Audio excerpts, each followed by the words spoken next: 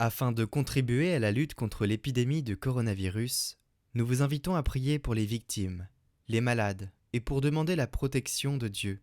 Les mesures de l'ordre sanitaire ne doivent pas nous faire oublier la prière.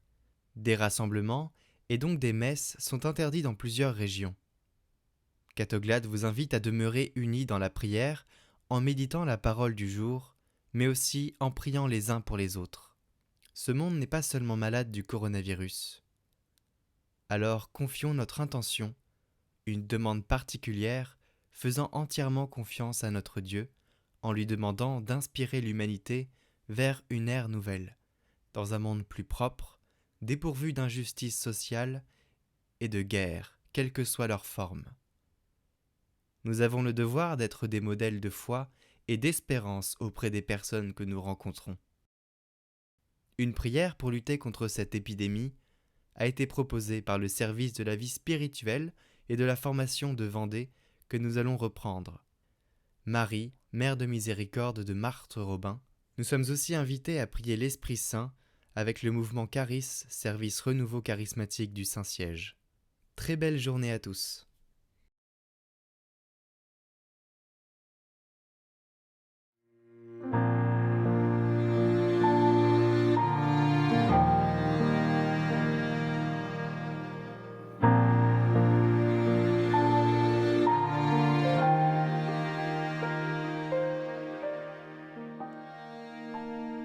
Lecture du livre du prophète Michée. Seigneur, avec ta houlette, sois le pasteur de ton peuple, du troupeau qui t'appartient, qui demeure isolé dans le maquis, entouré de vergers. Qu'il retrouve son pâturage à Bashan et Galaad, comme au jour d'autrefois. Comme au jour où tu sortis d'Égypte, tu lui feras voir des merveilles. Qui est Dieu comme toi pour enlever les crimes, pour passer sur la révolte, comme tu le fais à l'égard du reste? Ton héritage, un Dieu qui ne s'obstine pas pour toujours dans sa colère, mais se plaît à manifester sa faveur. De nouveau, tu nous montreras ta miséricorde, tu fouleras aux pieds nos crimes, tu jetteras au fond de la mer tous nos péchés. Ainsi tu accordes à Jacob ta fidélité, à Abraham ta faveur, comme tu l'as juré à nos pères depuis les jours d'autrefois.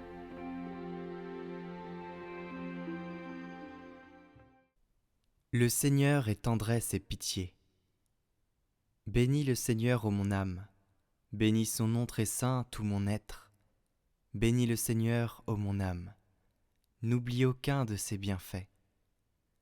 Car il pardonne toutes tes offenses et te guérit de toute maladie. Il réclame ta vie à la tombe et te couronne d'amour et de tendresse.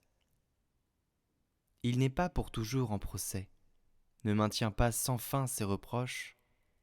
Il n'agit pas envers nous selon nos fautes, ne nous rend pas selon nos offenses. Comme le ciel domine la terre, fort est son amour pour qui le craint. Aussi loin que l'Orient de l'Occident, il met loin de nous nos péchés.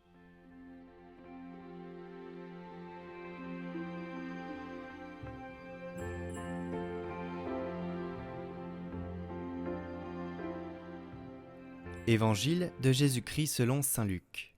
En ce temps-là, les publicains et les pécheurs venaient tous à Jésus pour l'écouter. Les pharisiens et les scribes récriminaient contre lui. Cet homme fait bon accueil aux pécheurs et il mange avec eux. Alors Jésus leur dit cette parabole. Un homme avait 2 fils. Le plus jeune dit à son père, « Père, donne-moi la part de fortune qui me revient. » Et le père leur partagea ses biens.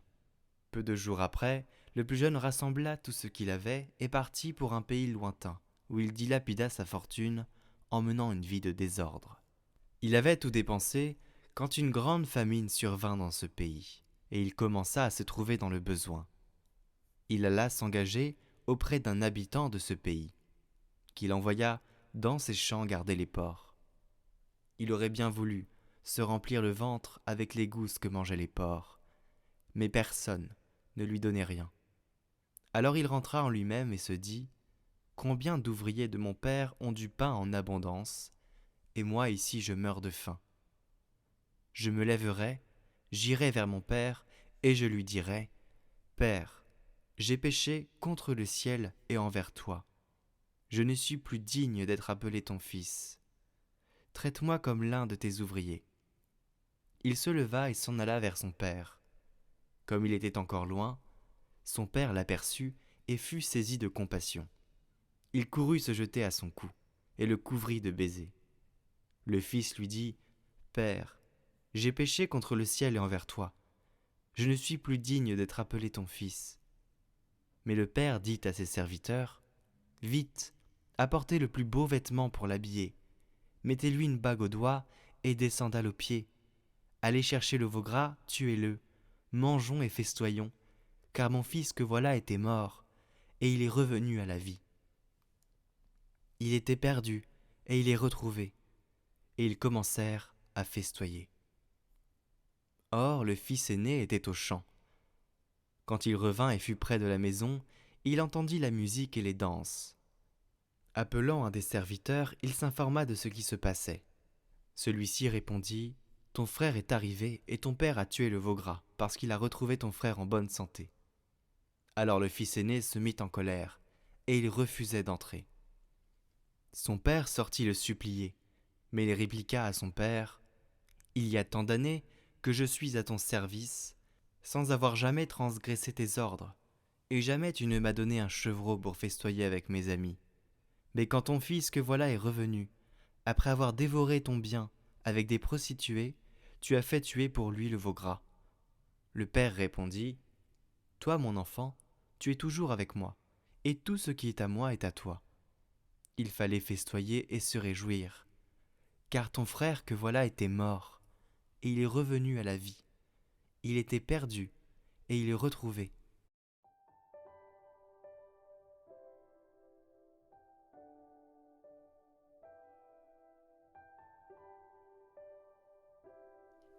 Notre Père, nous demandons avec confiance que le coronavirus de Wuhan ne fasse plus de mal et que l'épidémie soit maîtrisée rapidement. Que vous rendiez la santé aux personnes touchées et la paix aux endroits où elle s'est propagée. Accueillez les personnes décédées de cette maladie, réconfortez leurs familles. Aidez et protégez le personnel de santé qui la combat, et inspirez et bénissez ceux qui travaillent pour la contrôler. Seigneur Jésus, docteur de nos âmes et de nos corps, nous nous sentons impuissants dans cette situation d'urgence sanitaire internationale, mais nous avons confiance en vous. Donnez-nous votre paix et votre santé. Ô Marie, protégez-nous, continuez de prendre soin de nous et de nous conduire avec votre amour vers votre Fils Jésus. Amen.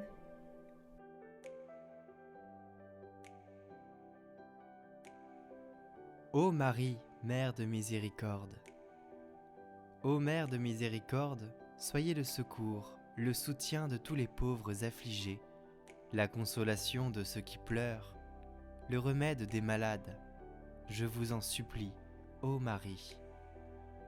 Vous qui êtes la fille bien-aimée de Dieu le Père, la mère immaculée de Dieu le Fils, l'épouse de l'Esprit Saint, vous que l'archange a saluée pleine de grâce, soyez notre avocate.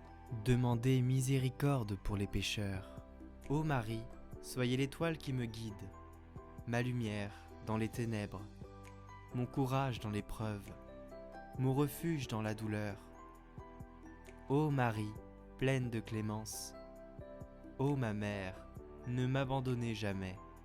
Obtenez-moi de partager bientôt votre bonheur dans la félicité des anges et des saints. Ô Vierge plus pure que le ciel, protégez-moi, protégez ma famille chérie, protégez tous vos enfants, comblez-nous de vos faveurs, ornez-nous de vos vertus, vous êtes notre avocate. Demandez miséricorde pour vos pauvres pécheurs. Viens, Esprit Saint, et envoie du haut du ciel un rayon de ta lumière. Viens en nous, Père des pauvres. Viens, dispensateur des dons. viens, lumière de nos cœurs. Consolateur souverain, hôte très doux de nos âmes, adoucissante fraîcheur. Dans la labeur le repos, dans la fièvre la fraîcheur, dans les pleurs le réconfort. Ô lumière bienheureuse, viens remplir jusqu'à l'intime le cœur de tous tes fidèles. Sans ta puissance divine, il n'est rien, en aucun homme, rien qui ne soit perverti. Lave ce qui est souillé, baigne ce qui est aride, guéris ce qui est blessé, assouplis ce qui est raide, réchauffe ce qui est froid, rends droit ce qui est faussé. À tous ceux qui ont la foi et qui, en toi, se confient, donne tes 7 dons sacrés. Donne mérite et vertu, donne le salut final, donne la joie éternelle. Amen. Jésus, nous avons confiance en toi.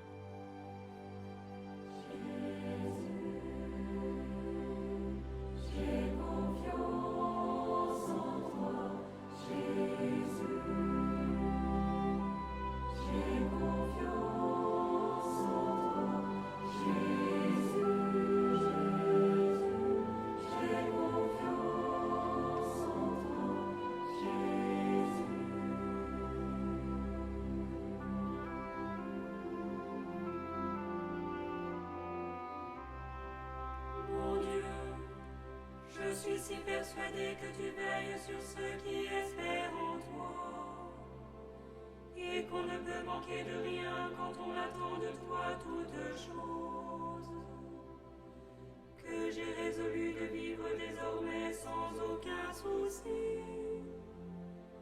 et de me décharger sur toi de toutes mes inquiétudes.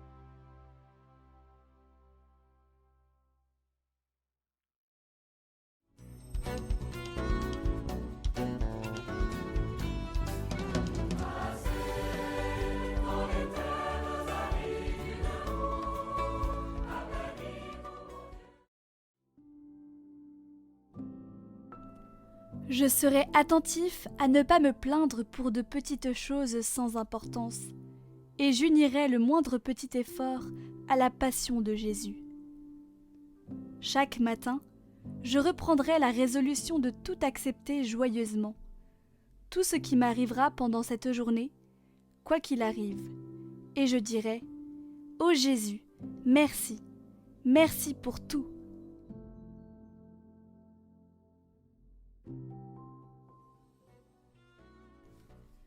Ô Jésus, merci, merci pour tout.